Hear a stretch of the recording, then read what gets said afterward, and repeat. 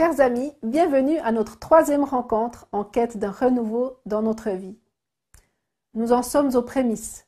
Beaucoup d'enseignements riches et nombre de bénédictions attendent encore d'être déversées sur nous. Alors, continuons d'avancer sur ce chemin. Hier, le pasteur Rickson Nobre nous a présenté l'histoire du fils prodigue. Il peut paraître évident que pour ce jeune homme de bonne famille, rebelle, devenu pauvre et misérable, il valait mieux ravaler son orgueil et retourner chez son père. Il savait ce qu'il avait perdu et surtout ce qu'il pouvait retrouver en regagnant son foyer. Mais qu'en est-il des autres? De tous ceux qui peuvent se vanter d'avoir une vie stable, heureuse et prospère?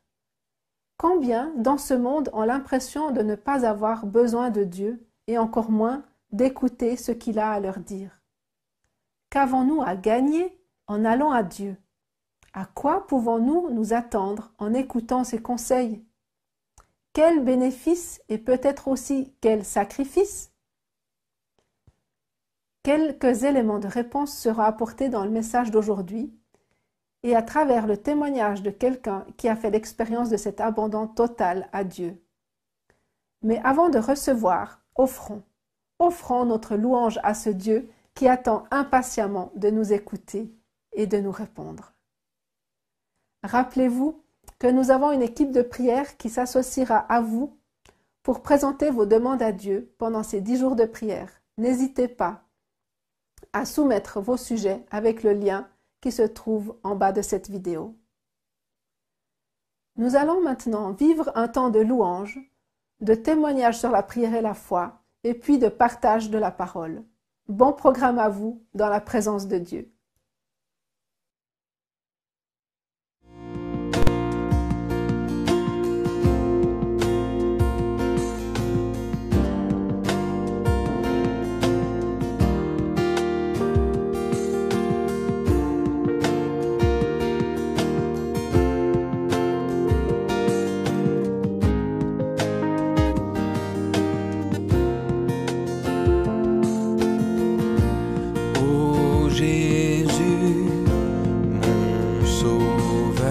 Seigneur, nul n'est comme toi. Jour après jour, je te louerai, car ton amour est merveilleux.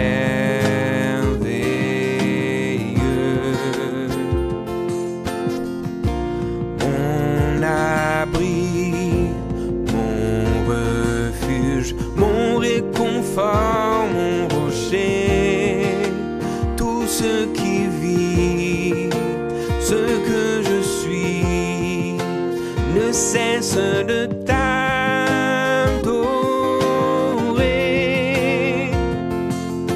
Chante au Seigneur, crie de joie, terre entière.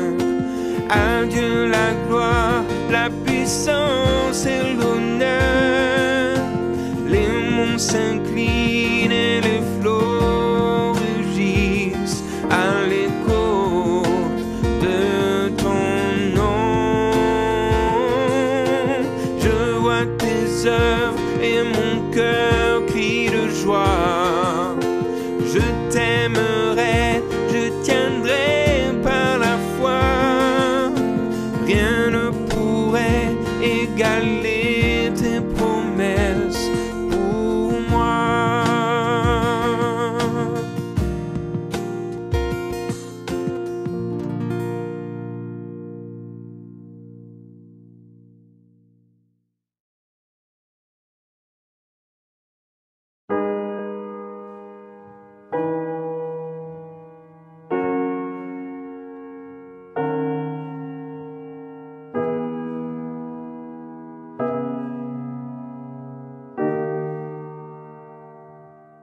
It was just a routine evening. We had supper together as a family. We had worship and prayer. My daughter was in her crib fast asleep, and I sent my 2 boys upstairs to get ready for bed. Alex was 10 and his brother Evan was 5. I heard this horrendous crash upstairs. It was so loud it sounded like a piece of furniture had fallen over. I rushed up the stairs. The first thing that I saw was Evan, my 5-year-old. He's standing at the doorway and he says, "Dad, Alex has fallen off of the bunk bed, the top bunk." He had been pulling back the blankets, and somehow he had flipped over the side of the bed, and in a somersault action over the side of the bed, he had hit the floor, hitting the back of his head on the hardwood floor. I made it into the room, and Alex, just 10 years old, crumpled on the floor. His eyes were open, and yet when I looked into his eyes, there was nothing there, just staring into space. So I called the paramedics. I asked my wife to get a flashlight, and I shined the lights into his eyes. One pupil was large, the other pupil was really small, and as I shined the lights into his eyes, they didn't move. Alex had hit the floor with such force that his pajamas were melted on his shoulder. His right hand was curled up tightly in front of him. He's posturing, seizing the right side of his face. It looked like every bone in his face was broken because of the muscles so contracted. And we knelt over him and prayed. I'd only had Alex for 10 years. And it looked like I was about to lose him. Anne-Marie was still kneeling next to Alex, still praying out loud, "God, have mercy on us and save my son." As I was kneeling beside him, I was praying, "Lord, what do I do? How do I save him? What do I do?" My eyes were closed, and I was waiting for something to happen. And then Alex began to make this noise, this guttural, gurgling noise. It sounded something like, "Ugh." And I said, "God, that's worse than no sound at all." I've heard that sound since then. I've heard it several times as I've been beside bedsides of hospice patients. They call it the death rattle. It's the sound that you make as you're dying. My son was dying in front of my very eyes. And I cried out again as I heard my wife praying beside me, "God, have mercy on us and save my son." As I continued to pray there with Alex with my eyes closed, I heard his voice. No gurgling, just his clear voice. And he said, "Dad, what happened?" I said, "Son, you've fallen off the top bunk. Don't move. Stay very still. You'll be okay." And he said, "Dad, what happened?" Over and over again, he asked the same question. About this time, the paramedics arrived, and by the time they made it upstairs and they entered the bedroom, Alex is lying there, his eyes open, communicating, answering their questions, moving his arms and his legs as they instructed him to, and everything seemed like nothing had ever happened. The ambulance drivers were so convinced that nothing was wrong, that everything was okay, that they told us that they were going to leave. We weren't quite satisfied that everything was okay, not after what we just experienced. And so we loaded Alex into the car and we drove to the hospital where they did a battery of tests. And besides the concussion, everything was fine. My name is Eric, and my prayer was answered.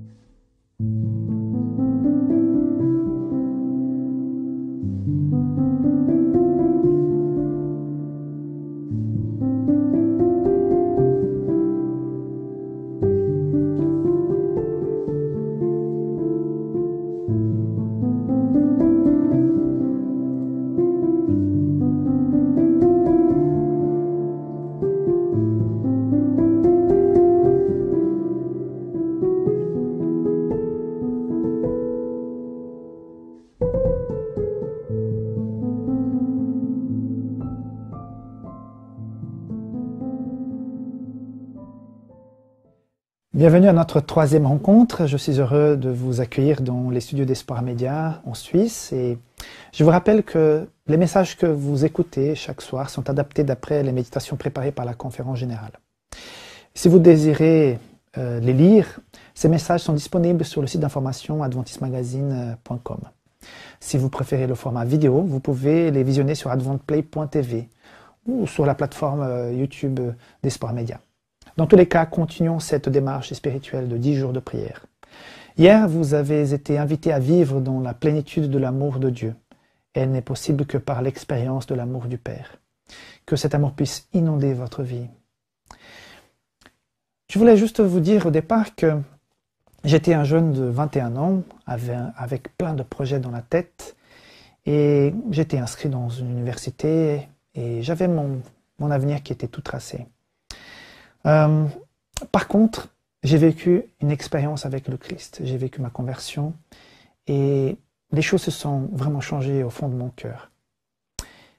Dans l'église où je me suis fait baptiser, un jour j'ai vu le pasteur qui était en même temps pasteur de l'école qui était à côté et qui enseignait la Bible aux jeunes. Et puis un jour, il y avait donc ce baptême et un adolescent est rentré dans l'eau avec ce pasteur qui a raconté un petit peu leur parcours pendant les études de la Bible. Ce fut un moment où Dieu m'a vraiment interpellé. Et à quelque part, il me disait, voilà, un ministère de retombées éternelles. Après cette cérémonie, Dieu a continué à travailler, à me parler dans mon esprit pour que, éventuellement, j'abandonne tous mes projets et que je démarre un changement de cap profond. C'était pas simple, hein, mais quelques mois plus tard, je vendais tous mes affaires. Je vidais mon appartement pour partir à l'université adventiste et devenir donc pasteur. Avec le Christ, il n'y a pas de victoire sans renoncement, sans un abandon total de notre pire ennemi, le moi. Mes projets, ma façon de voir, ma façon d'interpréter les choses. Un exemple clair aussi dans la Bible, c'est l'apôtre Paul qui a dû renoncer à son ancienne vie et à ses plans lorsque Dieu l'appelait sur le chemin de Damas. Et Dieu appelle souvent, régulièrement, des personnes comme vous et moi. Dans sa lettre aux Romains, l'apôtre a ensuite exhorté les croyants à offrir leur corps comme un sacrifice vivant et à offrir chaque partie d'eux-mêmes comme un instrument de justice. Beaucoup ne se sont pas abandonnés à Dieu, souvent par ignorance, hein, mais certains ont décidé, même en entendant cet appel, de faire que à leur guise.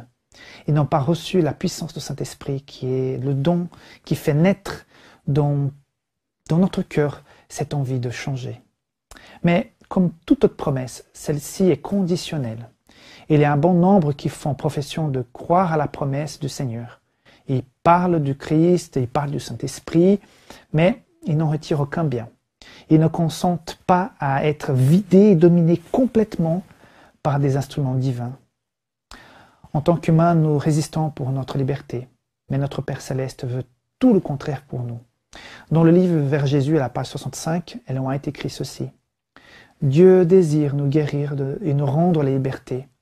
Mais comme cela nécessite une transformation complète de notre nature, il faut que nous abandonnions entièrement à lui. Pas simple cette déclaration, pas simple du tout. C'est contre notre nature quelque part, cette nature qui a été brisée par le péché et qui nous a éloignés de cette relation avec Dieu depuis le jardin d'Éden. Mais cet abandon est crucial, est fondamental. Un chrétien qui s'appelle Gary Williams a déclaré ceci concernant cette démarche. L'abandon total est la clé du salut, de la victoire sur le péché et la tentation, de la plénitude du Saint-Esprit. Donc, il ne faut pas se tromper. Une vie de péché n'est pas aussi libre que nous pouvons imaginer. Il n'y a pas d'espace vide dans l'existence humaine. Justement, dans le livre Jésus-Christ, encore à la page 462, il est dit ceci. Toute âme qui refuse de se donner à Dieu se place sous la domination d'une autre puissance. Elle ne s'appartient plus. Elle ne peut parler de liberté parce qu'en réalité, elle se trouve dans l'esclavage la plus radicale. Dominée par Satan, elle n'aperçoit pas la beauté de la vérité. Alors qu'elle se flatte de n'obéir qu'aux décisions de son propre jugement, elle est soumise à la volonté du prince de ténèbres. Le Christ est venu pour briser les entraves de l'esclavage du péché qui serre l'âme. qui nous met dans une cloison.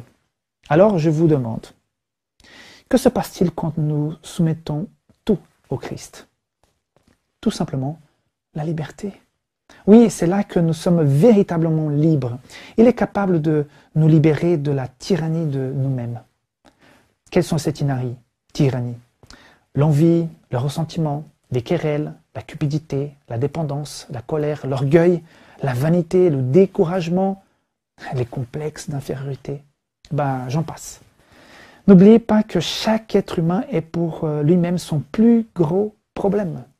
Vous êtes vous, plus gros problème. Donc, c'est pas anodin. Dans le livre Jésus-Christ, page 462, Ellen White redit quelque chose sur ce sujet. Le changement qui se produit au moment où une âme se livre au Christ, cette âme a le sentiment d'une entière liberté. C'est l'âme elle-même qui bannit le péché. Donc, comme un potier qui ne peut que travailler avec l'argile qu'il a entre ses mains, il en est de même quand nous nous offrons à Dieu. Soumettre tous nos pouvoirs, nos envies, nos désirs à Dieu, en fait, simplifie grandement le problème de la vie. Il affaiblit et coupe court aux luttes avec nos passions, nos addictions, nos craintes. Alors pour moi, un des exemples dans la Bible qui montre la soumission totale et un abandon profond est celui d'Isaac. On pense tout de suite à son papa, Abraham, dans Genèse 22, quand les deux vont donc vers cette offrande. Mais je pense souvent à Isaac.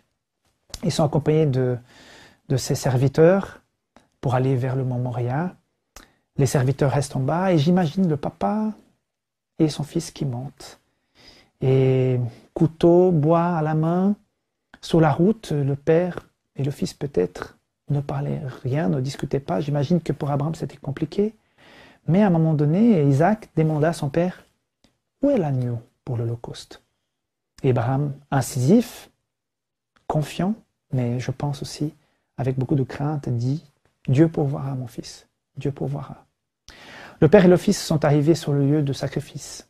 Imaginez un instant, ce père qui a finalement annoncé à son fils qu'il était lui l'objet de sacrifice. Quel moment poignant et fort. Rappelez-vous, Isaac, jeune et fort, face à un père plus que centenaire, affaibli par les années, il aurait pu se débarrasser de cette situation en un rien de temps et descendre cette montagne. Mais Isaac était un fils plus qu'obéissant. C'était un enfant héritier de la foi de son père. Il a accepté de s'abandonner à Dieu, d'être attaché et mis sur le bois. Quelle foi non seulement d'Abraham, mais aussi d'Isaac. Quel courage de se remettre ainsi totalement à Dieu. Mais, quelque part, nous sommes aussi sur ce mont Moria et sur cet autel. Nous sommes à la fois comme Abraham, avec ce couteau dans la main, prêt à tout donner, à tout sacrifier, mais nous sommes aussi sur le bois, couchés, comme Isaac, prêts à sacrifier notre moi, prêts à donner ce que nous avons de plus précieux dans cette vie ici-bas. Finalement, l'ange du Seigneur a crié, il n'a pas laissé faire Abraham.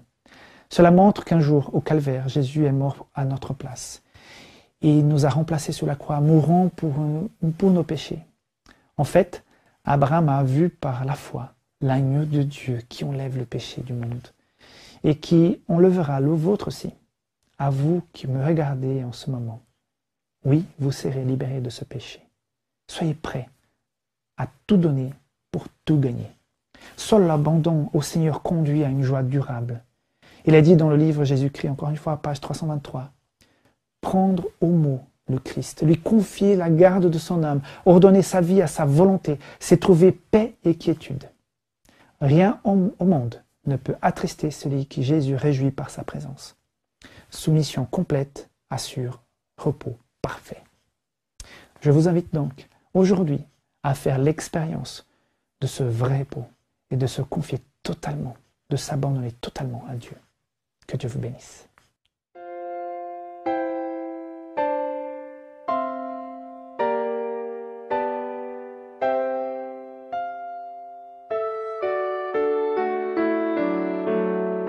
Dieu est ici, il vient toujours nous bénir.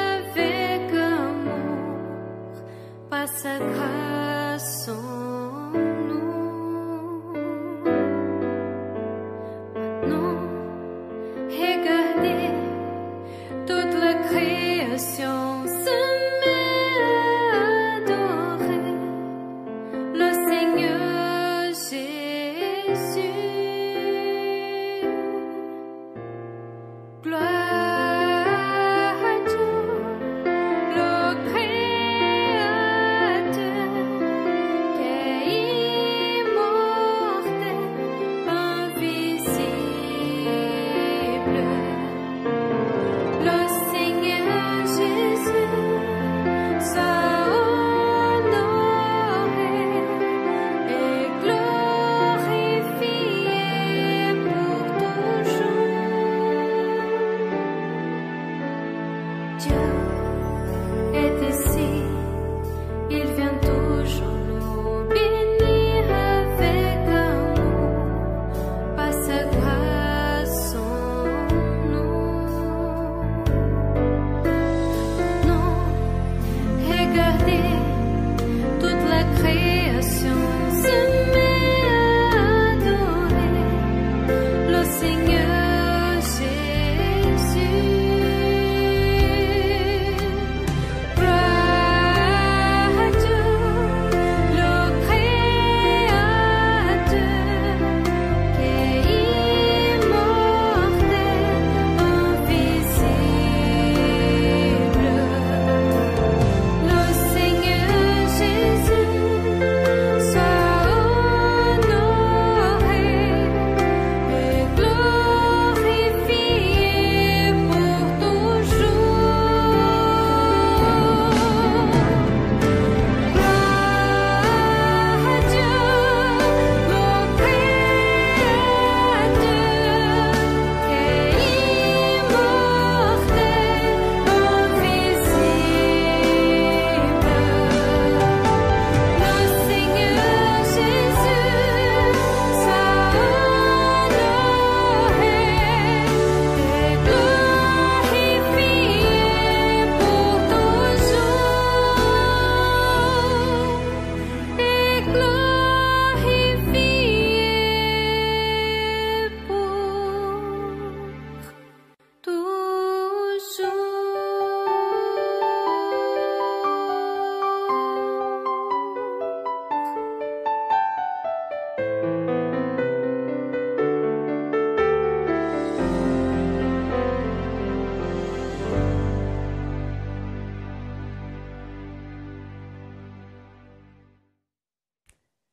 Merci au pasteur Rickson pour ce message si crucial que nous avions tous besoin d'entendre.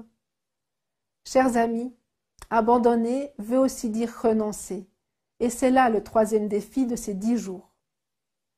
Il ne s'agit pas de renoncer à n'importe quoi, n'importe comment. Le défi que Dieu veut nous lancer est d'accepter de renoncer à diriger notre vie à notre manière, pour le laisser implanter sa vision de nous en nous.